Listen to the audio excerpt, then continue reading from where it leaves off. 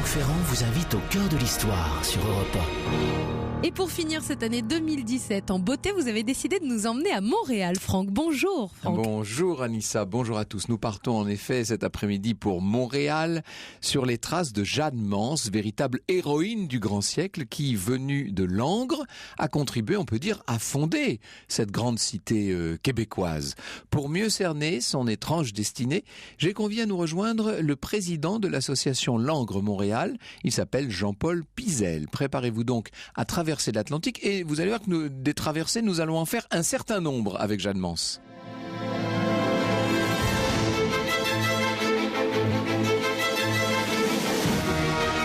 Au cœur de l'histoire sur Europe 1.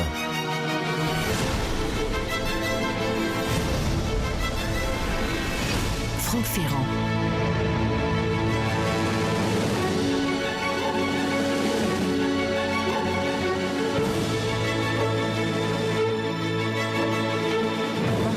Début de l'année 1641, autant dire à la toute fin du règne de Louis XIII, qui va mourir 2 ans plus tard. Nous sommes dans un bel hôtel particulier, un petit peu tout près du Louvre, au nord du Louvre. C'est là que vit Angélique de Bullion, la riche veuve d'un surintendant des finances très investi dans les bonnes œuvres. En ce jour d'hiver, un prêtre de sa connaissance lui fait rencontrer une jeune femme. Il est possible qu'elle en ait déjà entendu parler d'ailleurs de cette jeune femme. Elle s'appelle Jeanne Mance. Elle arrive de Champagne, elle arrive de Langres. Depuis plusieurs mois, cette demoiselle de 34 ans, une petite personne un peu frêle comme ça, est installée dans la capitale à la recherche de soutien et peut-être de conseils tout simplement. Si elle cherche de l'aide, cette Jeanne, c'est pour réaliser un projet au service de Dieu. Elle a l'intention de partir pour le Canada, cette contrée éloignée où des Français sont installés, particulièrement à Québec, sur les rives du fleuve Saint-Laurent. Jeanne ne sait pas précisément ce qu'elle va aller faire là-bas, mais elle sent qu'elle pourrait bien s'y rendre utile. Madame de Bullion la trouve agréable, elle l'écoute attentivement, on pourrait presque dire qu'elle est séduite et d'ailleurs elle va lui proposer, à cette jeune Langroise, elle va lui proposer de la rencontrer de nouveau. Jeanne, il faut vous le dire, a l'air très sincère, elle possède un certain charisme, elle est bonne chrétienne. Madame de Bullion finit par lui proposer de lui donner les fonds nécessaires à la fondation d'un hôpital de l'autre côté de l'océan et soudain, pour Jeanne, on peut dire que tout devient concret. Après un délai de réflexion, elle décide de se lancer. Son incroyable aventure peut commencer. Alors, dans un premier temps, de Paris, il faut qu'elle se rende au bord de la mer. Elle va à La Rochelle, où elle rencontre Jérôme de la Dauversière, un homme qui lui aussi est très intéressé par le Canada. Ils sont faits pour s'entendre. La Dauversière pense avoir reçu un appel divin pour aller fonder une mission auprès des Amérindiens sur l'île de Montréal, un lieu qui se trouve très en amont de Québec, dans la vallée du Saint-Laurent. Son projet est déjà bien avancé. Il a créé une société pour porter un tel projet, la Société de Notre-Dame de Montréal. Il a acquis la propriété de l'île et même il a trouvé un jeune noble pour mener l'expédition, pour fonder même une mission. Le jeune homme en question s'appelle Paul de Chaumeday. Il ne lui reste qu'à recruter, je cite, une fille ou une femme de vertu assez héroïque et de résolution assez mâle pour venir dans ce pays prendre le soin de toutes ces denrées et marchandises nécessaires et pour servir en même temps d'hospitalière aux malades ou blessés. On se demande ce qui peut bien animer tous ces gens qui vont essayer d'aller servir Dieu comme ça dans ces terres qui sont de véritables terres de mission. Alors Jeanne est la candidate idéale, évidemment. Bien sûr qu'au début, elle est un petit peu hésitante et le moins qu'on puisse dire est que la charge a de quoi impressionner, mais il ne faut pas beaucoup de temps pour la convaincre. C'est là-bas, c'est sur cette île, dans le cadre de cette mission, qu'elle va donc créer l'hôpital que lui a proposé de fonder Madame de Bullion. Les deux projets, vous voyez, s'emboîtent l'un dans l'autre, si je puis dire, comme s'il s'agissait d'une œuvre de la Providence. L'affaire ne traîne pas. Le 9 mai 1641, 2 bateaux s'éloignent du port de La Rochelle, direction la Nouvelle-France. Jeanne se trouve sur un des 2 bateaux, Paul de Chaumeday sur l'autre, et il y a toutes sortes de colons. Il y en a même qui vont partir de Dieppe.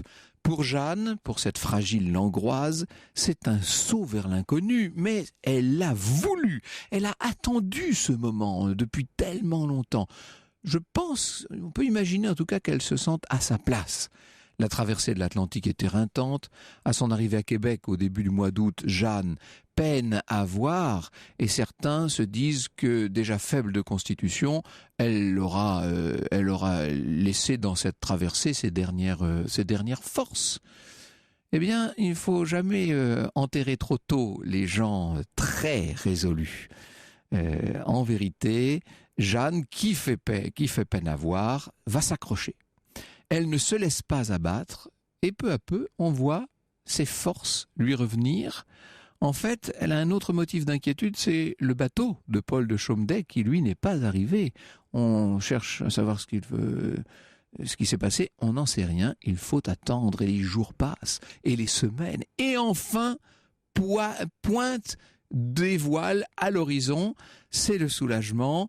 À Québec, le projet de fondation sur l'île de Montréal ne déclenche pas d'enthousiasme, il faut le dire. Les autorités de la ville trouvent l'idée irresponsable. Il faut vous dire qu'il y a des tribus iroquoises qui menacent ces fondations de toutes parts. De toute façon, il faut attendre le retour des beaux jours. Mais ni Jeanne, ni Paul de Chaumeday ne renoncent. Ils vont mettre à profit les mois d'attente qu'on leur impose. Voilà ce que nous raconte Françoise de Roy-Pinot. Un atelier de charpenterie est organisé et prépare du bois de construction pour les futures maisons et la fabrication de grandes barques. Jeanne répartit outils, vêtements et vivres. Elle veille à l'organisation. L'un constate que Damoiselle Mance conseille le sieur de Chaumeday, qu'elle commande dans la maison, que les ouvriers s'adressent plus souvent à elle qu'à lui, qui n'en pense rien de mal. En mai 1642, des embarcations bien chargées quittent donc Québec et pour remonter le cours du fleuve, bien entendu, sur les 50 lieues qui doivent mener à cette île de Montréal tant attendue, tant espérée. Beaucoup de travail attend les quelques dizaines de pionniers qui ont pris cette destination. Beaucoup de travail et quelques aventures. Sur les traces de Jeanne Mance, cet extrait de la compilation musicale, ou plutôt du voyage musical proposé par Daniel Scott, Montréal, mon amour, mon histoire. Franck Ferrand vous emmène lui aussi sur les traces de Jeanne Mance, cette Langroise qui rejoint en 1641 une expédition en partance pour le Canada, alors ça on vient de le vivre. Son but c'est de participer à la fondation d'une mission sur l'île de Montréal, à 50 lieues au sud-ouest de Québec. Alors après de nombreux événements... Ça fait, vous multipliez par 4 environ, donc ça fait environ 200 kilomètres, ouais, un petit peu moins. 200 kilomètres. Alors après de nombreux événements, les aventuriers arrivent enfin à destination, c'est en mai 1642. Alors avant de savoir comment ils s'en sont sortis, comment tout ça s'est passé, je me demande quand même si cette Jeanne Mance, elle avait des liens déjà avec le Canada avant de partir. De petits liens, disons qu'un de ses grands-oncles a été missionnaire au Canada, donc ça compte, ça avait lieu quelques décennies plus tôt, mais quand même, et puis surtout elle a un cousin jésuite qui est parti, un missionnaire qui est parti en 1640 et Jeanne décide de partir elle aussi au moment où un autre de ses cousins lui parle d'une femme, une laïque qui s'appelait Madame de la Pelletrie, qui s'était rendue en 1639 au Québec également pour créer une école. Vous voyez, donc il y avait une idée. L'idée était dans l'air, si je puis dire. Et d'ailleurs, quand elle va arriver en Nouvelle-France, Jeanne fait la connaissance de Madame de la Pelletrie. Elle se découvre un certain nombre d'affinités. Madame de la Pelletrie décidera même de rejoindre l'expédition qui se rend sur cette île de Montréal. Alors, dès l'arrivée sur le site choisi, la soixantaine de colons, il faut imaginer un tout petit groupe, ils se mettent au travail pour bâtir un village entouré d'une palissade. Le village, on l'appelle Ville-Marie. Et bien sûr, il faut procéder par priorité. La première chose, c'est de survivre. Et donc de préparer l'hiver. On sait que l'hiver est extrêmement rigoureux dans cette contrée. Donc il faut se préparer, bien entendu. Les premiers mois se passent plutôt bien. On attend en vérité les autochtones. Et ça, pour ça, il faut bien comprendre l'état d'esprit des missionnaires en général et notamment de ceux de cette époque. On est très loin de notre relativisme religieux. À l'époque, aux yeux de ces gens, soit vous êtes bon chrétien, bon fidèle et votre âme est sauvée, soit vous ne l'êtes pas et votre âme est damnée. Et donc, c'est rendre service aux gens que de les convertir, c'est sauver leur âme, tout simplement. Donc pour eux, ils sont convaincus au plus profond de leur être, ils sont convaincus que c'est nécessaire, c'est un bien. Et donc ils se donnent à cette grande mission. Et lorsqu'ils voient un certain nombre d'Amérindiens qui viennent vers eux, ils sont tout contents. Alors Jeanne va bientôt pouvoir bénéficier d'une bâtisse où elle installe des malades et des blessés. Le voilà l'hôpital, hein. Le voilà l'hôpital qu'avait voulu Madame de Bullion. C'est à Noël qu'apparaît la première grosse difficulté de la saison, alors que le froid s'est déjà depuis un moment installé. Les températures se mettent à remonter et la fonte du manteau neigeux dans les altitudes, et la fonte des glaces, a pour conséquence une véritable inondation. Ville-Marie est envahie par les eaux. Françoise de Roy-Pinault raconte: tous se rassemblent dans la grande maison qui sert de chapelle. On célèbre la messe de minuit dans la tente, le souffle coupé, attentif au clapotis des flots qui montent. Paul de Chaumedet formule alors un vœu: il ira planter une croix sur la montagne si l'on demeure à l'abri. Or, l'eau se retire. Le jour des rois 1643, une procession se déroule donc. Paul de Chaumedet conduit cette procession, une croix sur l'épaule, une croix qu'il ira planter au sommet du Mont Royal. Depuis quelques mois, on se préparait. Et bien cette fois, la fondation est faite, si je puis dire. Il y a un autre danger qui va se confirmer un petit peu plus tard, sont les attaques des populations locales, les fameux Iroquois, justement. Selon les relations créées avec les diverses tribus et au gré des conflits entre les différents groupes, les lieux d'implantation français sont plus ou moins pris pour cible. Et il y a des moments où le conflit devient aigu. Au printemps 1643 notamment, Ville-Marie connaît ses premières pertes humaines. On découvre des hommes qui ont été scalpés. Vous imaginez l'effroi de Jeanne et de ses compagnons. Il faut néanmoins les soigner, ces hommes scalpés. Les blessures sont très impressionnantes. Jeanne doit faire face et sa volonté est plus grande, plus forte que tout, même si elle connaît des périodes de doute. Les Amérindiens qui étaient alliés de ces missionnaires ont déserté. Et dans le groupe, on commence à se demander si on ne devrait pas déménager d'une certaine manière. Et Jeanne se demande si elle ne devrait pas installer son hôpital dans un autre lieu, un peu plus au contact, où elle serait plus utile d'une certaine manière. Les hésitations vont s'estomper, puisque les Indiens vont finir par revenir avec le soutien de Madame de Bullion. Donc, la construction de l'hôpital s'achève en 1645. On peut imaginer la joie de cette jeune Langroise qui est arrivée au bout du monde à ses fins, qui a accompli son vœu. C'est tout à fait extraordinaire. Le bâtiment est construit hors les murs de Ville-Marie, ce qui n'est pas sans danger, parce que les conflits avec les Iroquois ne tardent pas à reprendre, dans ce qui devient de plus en plus une colonie, il faut bien dire. On doit se montrer de plus en plus prêt à se défendre. Les années passent, Jeanne a des craintes. En France, le soutien dont bénéficie Ville-Marie a l'air de faiblir un peu. Un certain nombre de bienfaiteurs meurent. La société qui avait été créée avant le départ de tous ces pionniers, évidemment cette société elle n'est plus aussi solide. Il faudrait pouvoir en France même remobiliser les gens, et c'est ce que se dit Jeanne. Elle se dit: il faut que je retraverse l'océan, il faut que j'aille là-bas, leur dire, ragaillardir un peu les ardeurs. En 1649 donc, la voilà qui s'embarque de nouveau. Quand elle arrive de ce côté-ci de l'océan, on est en pleine fronde. Inutile de vous dire qu'on a d'autres chats à fouetter. On est en pleine guerre civile. Jeanne pourrait renoncer cette fois. Elle pourrait dire: bon, finalement, nous n'y arriverons pas. Mais non.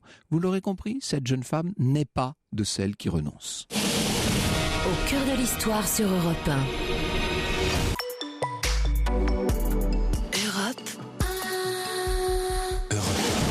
Europe 1. Au cœur de l'histoire. Franck Ferrand. Et vous nous racontez le parcours et le destin d'une femme incroyable cet après-midi. Elle s'appelle Jeanne Mance et elle est la cofondatrice de Montréal. Et elle ne baisse pas les bras. 1649, on l'a vu, elle revient en France. Oui, personne ne la suit. Automne 1650, elle est de retour. Elle repart à Montréal. Oui, ça fait déjà 4 traversées là. Madame de Bullion est toujours un appui, bien entendu. La société qui soutient Ville-Marie, c'est un petit peu remonté. Et notamment, elle bénéficie d'une figure prestigieuse, Jean-Jacques Ollier, le fondateur de la Compagnie des prêtres de Saint-Sulpice. Cependant, vous comprenez bien donc la dimension religieuse de cette mission, c'est fondamental. À Ville-Marie, les nouvelles ne sont pas bonnes. La colonie perd des habitants, il y a des défections. La survie, il faut dire, la survie de cette fondation devient incertaine. Et il est vrai que les mêmes scènes terribles auxquelles on a assisté, je suis passé très pudiquement, vous aurez remarqué sur tout ça, mais ces scènes se renouvellent constamment et encore des personnes enlevées, massacrées, scalpées. C'est quand même difficile de s'habituer à tout ça. Un jour, comme le relève Françoise de Roy-Pinot, Jeanne écrit: il ne se passe point de jour qu'on ne découvre quelques embûches ou qu'il n'y ait quelque alarme. Ils nous environnent et tiennent de si près nos maisons qu'ils ont toujours quelques espions à l'abri de quelques souches. L'hôpital est éloigné de secours et ne peut être assisté de la nuit. Il pourrait sans grand effort ou brûler ou prendre la maison où je suis et tout ce qu'il y a dedans. Il arrive que Jeanne doive vivre à l'abri dans le fort de Ville-Marie, et à ce moment-là, son hôpital est un petit peu laissé à l'abandon dans les combats. Tout ça ne peut pas durer, il faut trouver de nouveau de l'aide, il faut recruter des combattants, etc. L'argent manque cruellement. Jeanne se dit qu'elle peut agir. Si Madame de Bullion est d'accord, elle pourrait utiliser l'argent voué à l'hôpital pour la protection de Ville-Marie. C'est intéressant de voir souvent comment les missions évoluent, entre nous soit dit. Paul de Chomedey part pour la France, afin à nouveau d'y chercher du renfort. On l'attend longtemps. On s'inquiète, c'est très dur. Vous savez, quand vous attendez comme ça, ce sont des voyages qui durent tellement longtemps et vous n'avez aucune idée. Vous ne savez pas si les gens vont revenir et quand ils pourront revenir. Le voilà qui finit par rentrer néanmoins à la tête d'une centaine d'hommes. Il y a également des femmes en âge d'être épousées, parce que ça aussi c'est le but d'une colonie, hein. Il faut la peupler bien sûr, et le plan fonctionne. Le temps passant, Ville-Marie va paraître un peu moins fragile, le commerce des fourrures a tendance à s'y développer. Hélas, Jeanne va y subir une nouvelle mésaventure. Un jour de 1657, on a quand même passé un peu de temps, vous voyez, elle a maintenant plus de 50 ans, elle fait une mauvaise chute sur la glace, elle se blesse sérieusement, son bras droit va rester inerte et ça a l'air irréversible. Malgré tout, elle continue à vouloir se rendre utile et elle n'hésite pas l'année suivante à repartir pour la France, accompagnée cette fois de Marguerite Bourgeois, une jeune femme qui a fondé une école à Ville-Marie. Et leur but, c'est toujours d'aller chercher des soutiens et de l'argent. C'est au cours de ce voyage que se passe un des faits les plus mystérieux de la vie de Jeanne. À Paris, elle demande à se recueillir devant la sépulture de Jean-Jacques Ollier, vous rappelez-vous, et elle racontera: comme j'entrais dedans la chapelle, il me prit un grand saisissement de joie si extraordinaire que de ma vie je ne sentis rien de semblable. Mon cœur était si plein que je ne le puis exprimer, mes yeux étaient comme deux fontaines qui ne tarissaient point, ce qui venait si doucement que je me sentais toute fondue, sans aucun effort ni travail pour ma part pour m'exciter à telle chose, à quoi je ne suis naturellement point disposé. Un peu plus tard, alors qu'on lui remet la boîte contenant le cœur de Jean-Jacques Ollier, elle réalise que son bras droit fonctionne à nouveau. Ben oui, c'est un miracle, qu'est-ce que vous voulez? Le retour de Jeanne vers la Nouvelle-France n'en est pas moins difficile. Le navire est infesté de typhus, nous dit Jean-Paul Pizel. Une dizaine de passagers meurent. Jeanne Mance est atteinte et doit être isolée plusieurs semaines avant de pouvoir rejoindre Montréal. Et une nouvelle fois, alors que tout le monde la croyait quasiment morte déjà, eh bien la voilà qui se relève. Et il va lui falloir du courage, parce que dans les années qui suivent, elle doit encore affronter toutes sortes d'épreuves. La mort de la Dauversière, tellement important, qui entraîne de nouvelles difficultés financières. Un climat d'insécurité qui ne fait que croître, bien entendu. Un évêque peu délicat qui accuse Jeanne de mauvaise gestion des fonds de l'hôpital. Quant à Paul de Chomedey, il finit par être renvoyé en France. Et ça, c'est cruel pour Jeanne, qui perd son allié et son ami. Elle va assister à une évolution importante, néanmoins, de la Nouvelle-France. On est au début du règne de Louis XIV. Désormais, le jeune roi a décidé que l'on gérerait directement et personnellement cette colonie. On peut donc espérer une protection militaire. Ville-Marie gagne en importance. La colonie semble partie pour durer. On entre là dans une nouvelle période. Jeanne a été le témoin de la fondation de Ville-Marie. Elle ne connaîtra pas son expansion puisque sa santé décline vraiment maintenant. Elle est accompagnée dans ces derniers moments par Marguerite Bourgeois qui est là toujours à son chevet, qui est fidèle. Et Jeanne va s'éteindre le 18 juin 1673. Bonjour Jean-Paul Pizel, vous présidez une association qui s'appelle Langres Montréal, c'est dire si Jeanne Mans vous connaissez un peu. Au cœur de l'histoire sur Europe 1. Europe 1 au cœur de l'histoire. Franck Ferrand. Cet après-midi, Franck Ferrand, vous nous racontez une partie de l'histoire du Québec et de la fondation de Montréal avec une femme incroyable, une femme au destin très étonnant, la pionnière Jeanne Mans. Et votre invité cet après-midi pour aller plus loin, c'est Jean-Paul Pizel. Il est président de l'association Langres Montréal et il est biographe de Jeanne Mans. Est-ce que le souvenir de Jeanne Mans est encore vivace à Langres avant d'aller de l'autre côté de l'Atlantique? Expliquez-nous ça, Jean-Paul Pizel. Oui, alors il est effectivement vivace puisque depuis 1968, il y a une statue exactement au lieu même où Jeanne Mans a été baptisée. Ah oui, donc. Et en face la cathédrale.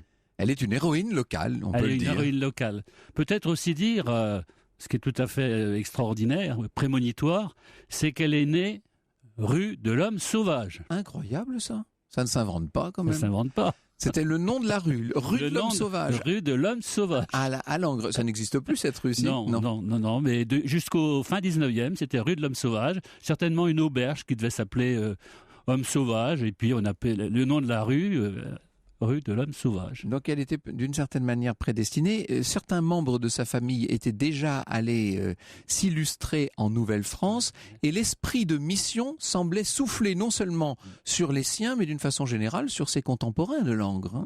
Oui, alors Langres peut être situé parce que tout le monde ne sait peut-être pas forcément. L'avantage de Langres, c'est qu'on dit que c'est la ville la plus froide de France, donc c'est déjà un atout. Une similitude avec le Canada. Des atouts de Jeanne. Alors donc, Langres, c'était, ça l'est encore d'une certaine manière, situé à la frontière de la Lorraine et de la Franche-Comté espagnole. Oui. Donc Langres était une ville constamment sous le coup des ennemis. Sauf qu'avec ses 4 km de remparts qu'elle a toujours, elle n'a jamais été prise. Mais les faubourgs étaient constamment sujets à saccage, etc., etc. Donc, le froid, l'habitude de subir les conséquences de la guerre, les blessés, etc., etc. Donc, Jeanne a connu tout ça. On n'a pas d'éléments écrits, mais on peut facilement le supposer. Par ailleurs, effectivement, chose à dire, c'est-à-dire que Jeanne Mans, dès le début, elle s'est consacrée constamment à tous ses compatriotes au sens large. Elle n'a jamais voulu être ni religieuse, ni mariée. Laïque et célibataire, ça jusque-là, évidemment, ce sont des éléments essentiels de son destin. Ni fortunée. Même si elle a connu beaucoup de gens très fortunés. Mais elle a été cherchée, justement, je pense qu'on va en reparler, ni fortunée, et vous l'avez évoqué, avec une santé très fragile. Et ça, c'est le plus étonnant. C'est extraordinaire. Elle a passé son temps à traverser l'océan à une époque où c'est quand même pas une partie de plaisir. 7 traversées. Incroyable. 7 traversées dans des conditions qui, à l'époque, font que chacune de ces traversées peut mettre votre vie en danger, largement. Et il y a même des gens plus solides qu'elle qui ne résistent pas à ce voyage. Et c'est comme si elle était quand même habitée par quelque chose qui la soutient, qui la porte. Elle est toute fragile, toute peu... Voilà. On a des portraits d'elle, on sait.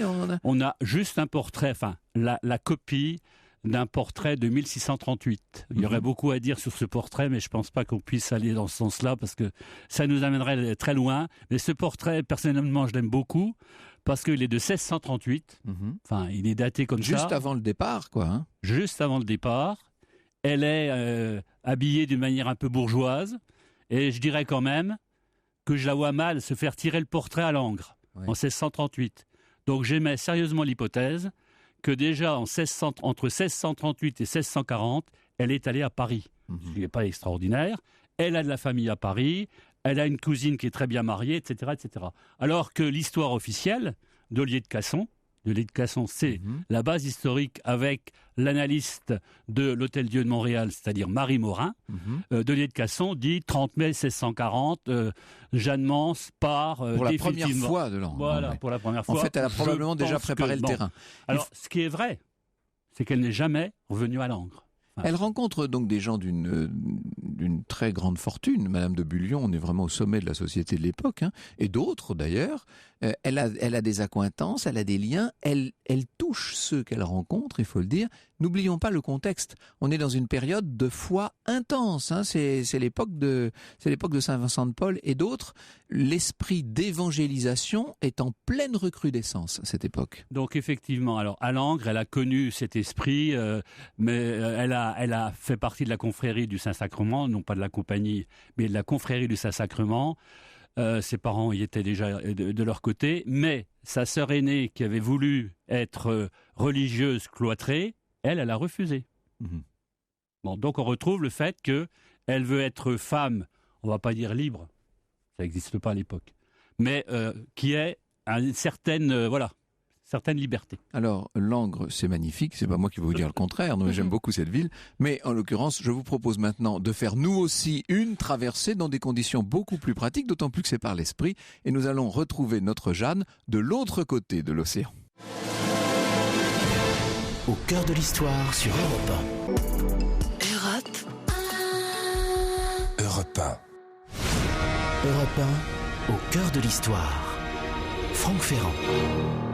Et nous sommes cet après-midi au cœur de l'histoire du Canada, au cœur de l'histoire du Québec, à Montréal, avec le parcours incroyable de cette femme, Jeanne Mance, cofondatrice de Montréal. Et vous êtes très nombreux à apprécier cette émission. En tout cas, vous nous le faites savoir sur les réseaux sociaux, sur la page Facebook au cœur de l'histoire et sur Twitter. On a Marion, par exemple, entre autres, qui nous dit « Mon souvenir de Montréal, c'est moins 27 degrés, sans compter le vent glacial lors d'une promenade au sommet du Mont-Royal », avec le hashtag ACDH, bien sûr. Et Adeline est ravie. Enfin, une émission sur l'histoire du Québec. Je ferai remarquer à Adeline que nous parlons régulièrement du Québec souvent. Quand même, et sur le rôle des femmes, passionnant. Mon souvenir de Montréal, c'est moins 27 degrés, ça c'est ce que vous venez de nous dire. Kiki nous dit, quant à Montréal, on pense aussi à l'orchestre Le Violon du Roi de Bernard Labadie. Nous aurons l'occasion tout à l'heure de parler d'un certain nombre des productions locales, si je puis dire. Didier nous dit que ses enfants sont les descendants d'un Archambault qui, selon lui, a construit un des premiers puits du Québec. Oui, vous avez l'air d'approuver Geneviève Archambault. Vous êtes bien placé pour le savoir. Exactement. Marc nous dit qu'il a vécu pendant 1 an avec sa femme à Montréal. Ils exerçaient le métier d'infirmier dans les hôpitaux locaux. Ils sont revenus au bout d'1 an pour des raisons d'obligation familiale, mais ils se sont tellement plu sur place qu'ils sont repartis s'y marier en septembre 2015. Génial. Et dorénavant, nous dit-il, nous essayons de faire reconnaître notre union devant l'État français. Et ça, c'est une autre aventure. Bon courage, bon courage. Et Marc nous donne des conseils. Tiens, on y reviendra tout à l'heure quand Lorena nous donnera les bonnes adresses. Et puis, on nous demande, c'est Hubert qui nous demande l'origine du nom du fleuve Saint-Laurent et de la baie du Saint-Laurent. Alors, ça, c'est comme très souvent dans les périodes de conquête coloniale. Ça dépend beaucoup de la date. Alors, la version officielle, c'est que lors de son second voyage en 1535, Cartier est entré dans le Saint-Laurent le 10 août 1535, et que le 10 août, c'est le jour de la Saint-Laurent. On célèbre le fameux martyr qu'on a fait griller à petit feu, vous savez, le pauvre sur son grill. Et donc, ce serait donc le 10 août 1535. Seulement, il semblerait qu'en fait, dès le premier voyage, le 10 août 1534, donc 1 an plus tôt, on ait déjà baptisé Saint-Laurent, cette baie qui était visiblement très prometteuse. Alors, comment, de son côté, notre Jeanne Mance vit-elle son arrivée de l'autre côté de l'Atlantique, Jean-Paul Pizel? Ça doit être très exaltant pour elle, c'est son rêve qui s'accomplit. Je me permets de revenir un tout petit peu en arrière, parce que là, on a terminé avec un collègue québécois une biographie qui s'appelle, Jeanne Mance, une femme bâtisseuse. Et bâtisseuse, ça veut dire évidemment l'Hôtel-Dieu, ça veut dire Montréal, mais ça veut dire aussi bâtisseuse de réseau. Vous l'avez évoqué tout à l'heure, elle arrive à Paris, elle a quelques connaissances, elle a un petit carnet d'adresses, mais elle va avoir ensuite un grand carnet d'adresses. Lorsqu'elle arrive à La Rochelle, Jérôme Leroyer, c'est elle qui demande à Jérôme Leroyer d'envoyer des courriers aux grandes dames de la cour pour leur dire « on est là », et il faudrait un petit peu d'argent. Nous sommes prêts et il nous faudrait un petit peu d'argent. D'autre part, j'ajouterai une dernière chose avant de repasser de l'autre côté de l'Atlantique, excusez-moi, mais Théophraste Renaudot, ça vous dit forcément fondateur quelque chose. De la Gazette de France. Voilà. Le 9 mai 1641, le jour dans l'embarquement, il y a une petite note de 5-6 lignes où il est marqué, il y a même une jeune femme de Langres, âgée de 24 ans, Il en avait 34, mais enfin bon, quelque chose près. Il l'a rajeuni. Bah dans ce sens-là, c'est bien, oui. De 24, donc 34 ans, qui ne vit que de pain et d'eau, qui elle aussi est partie. Alors il y a beaucoup de choses. D'une part, c'est elle dont on parle, c'est pas de Paul Chomédé. Et d'autre part, et auquel Dieu communique beaucoup de grâce. Ça veut dire que elle est à la fois fragile, on l'a dit, mais elle Habitée. est pleine de foi. Bien sûr. Elle est habitée, pleine de foi. Donc elle arrive là-bas, la première, vous l'avez dit, 7 semaines avant Paul Chomédé, et c'est elle qui commande aux hommes. Et vous l'avez évoqué. Et les hommes, parce qu'il y a eu un procès à un moment donné, des coups de canon, enfin bon, passons, les hommes disent, oui, Paul Chomédé nous a dit, il faut obéir à Mademoiselle Mance. Donc ils arrivent là-bas, au bout du compte, Paul Chomédé arrive, et les gens de Québec ne sont pas contents. Eh bien, Ils sont même ça, très, c'est la grande surprise. ils quand sont même très mécontents. Pourquoi ? Parce que eux, ils ont une position fragile. Ils parlent de la folle entreprise. C'est eux qui ont parlé de la folle entreprise en disant vous êtes complètement fada. Folle entreprise. On a déjà du mal à tenir Québec. Qu'est-ce que vous allez vous embêter Il y sur a cette île personne là-bas là-bas. Ben oui. Vous allez vous faire massacrer. Il n'y a personne sauf qu'il y a des Hurons, des Iroquois, enfin il y a des Amérindiens. Vous Hein. allez vous faire massacrer. Restez avec nous. Mhm. Et en fait, donc, Paul de Chomédé dit, c'est la fameuse phrase que je ne pourrais pas redire par cœur, entre guillemets, mais qui est celle-ci, même si tous les arbres devaient se changer en Iroquois, notre mission est d'aller là-bas, nous irons. Effectivement, ils y sont allés. C'est bien une mission religieuse. C'est pour bien eux. une mission religieuse. Et pour Jeanne Mance, tout particulièrement. Or, ce que nous verrons, et on va en parler dans un instant, c'est que le temps passant, cette première inspiration-là va évoluer. Et comme toujours, ce qui au départ était une mission d'évangélisation va tourner à la colonisation pure et simple, avec tous les problèmes que ça pose. Est-ce que Jeanne accepte cette évolution des choses ? Alors, je préciserai concernant la mission. La mission, elle est une mission de créer une société multiculturelle où Amérindiens et Français seraient ensemble. C'est ça la mission de la Société Notre-Dame de Montréal. Comme vous le dites, effectivement, petit à petit, ça va dégénérer. Alors, notamment sous l'effet des attaques des Iroquois. voilà. Alors, est-ce que Jeanne Mance et Paul de Chomédé l'acceptent ? Je dirais qu'ils sont bien obligés de l'accepter. Ils n'ont pas le choix, de toute Ils façon. n'ont pas le choix. Autrement dit, ils conservent toute leur foi, toute leur mission et tout ce qu'on voudra, sauf que la mission de départ, elle peut pas s'effectuer. J'ai quelques questions à vous poser sur l'hôpital de Jeanne, puisque c'était ça son but, et c'est en quelque sorte la petite mission, cette fois avec un petit M qu'on lui a confié. Cet hôpital, pourquoi le construire hors les murs de Ville-Marie ? Je crois que c'est une sorte de défi. C'est une sorte. On n'a pas véritablement de par les textes d'explication, mais c'est une sorte de défi en disant on se met là hors les murs, enfin hors les palissades, et puis on verra bien, parce qu'on veut être très accueillant. C'est ça l'objectif, c'est être très accueillant. Quand on dit hôpital, nous avons l'idée de médecine et de plateau technique. C'est pas du tout le cas. Hein. Ce qu'on appelle hôpital à l'époque, c'est un simple refuge avec des moyens médicaux extrêmement limités, bien entendu. Tout à fait, c'est quand même quelque chose de très limité. Et quand on parle aussi de Jeanne Mance, parce que souvent on dit Jeanne Mance, la première infirmière laïque de l'Amérique du Nord. D'abord, le mot infirmière n'existait pas. Premièrement. Deuxièmement, Escalangre, elle était infirmière, je n'ai pas tendance à le penser, elle a certainement soigné, etc. D'autre part, l'Hôtel Dieu, elle était l'administratrice de l'Hôtel Dieu. Bon, c'était elle la patronne, excusez, mais de l'Hôtel Dieu. Alors, elle a soigné, ce n'était pas son problème. De toute façon, ils n'étaient pas beaucoup. Ils ont ramené 3 hospitalières dans une des expéditions vers 1649-1650. Mais à partir de là, donc, il fallait se débrouiller. Il fallait parler amérindien avec les différents dialectes. Il fallait trouver... En fonction des groupes auxquels ils s'adressent, on ne parle pas la même langue, on n'a pas la même attitude non plus. Il y a certains autochtones sont très accueillants, d'autres évidemment ne le sont pas du tout. C'est le moins qu'on puisse dire. On peut les comprendre d'ailleurs. Ils doivent se demander ce que viennent faire ces gens chez eux, installant des... Alors il faut aussi rajouter, c'est que par rapport à l'hôpital, à l'époque, dans toute cette période du XVIIe, c'était soin des corps, soin des âmes. Les deux sont liés. Et l'hôpital, il ne faut pas le voir comme aujourd'hui. soin des corps, soin des âmes. Alors ça voulait pas dire donnant, hein, parce que en tous les cas, Jeanne Mance, c'est pas du tout le style, mais il y avait quand même toute cette ambiance, soin des corps, soin des âmes. Elle a vu peu à peu les choses dégénérer. Elle voit surtout les moyens manquer à cette petite colonie, à cette mission.